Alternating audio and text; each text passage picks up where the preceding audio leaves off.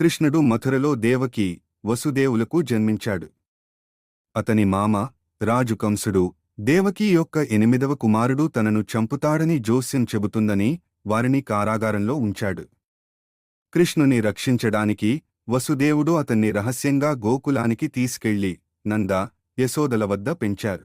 కృష్ణుడి బాల్యం అద్భుతాలతో నిండి ఉంది.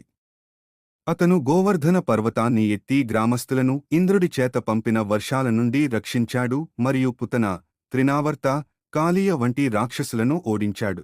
బృందావనంలో యువకుడిగా కృష్ణుడు తన వేణువుతో అందరినీ ఆకర్షించాడు.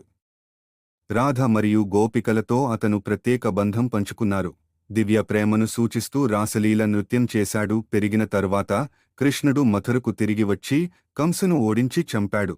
తన తల్లిదండ్రులను విముక్తి చేసి రాజ్యంలో శాంతిని పునరుద్ధరించాడు. కృష్ణుడు మహాభారతంలో కీలక పాత్ర పోషించాడు. అర్జునుడికి మార్గదర్శకుడు మరియు రథసారథిగా ఉన్నాడు. ధర్మం మరియు న్యాయంపై భాగవద్గీతను ప్రసంగించాడు. కృష్ణుడు ద్వారక నగరాన్ని స్థాపించి రాజుగా పాలించాడు.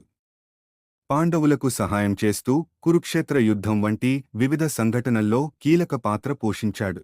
కృష్ణుని జీవితం ఒక వేటగాడు అయిన జారా తారాజువుగా ప్రయోగించిన బాణంతో ముగిసింది.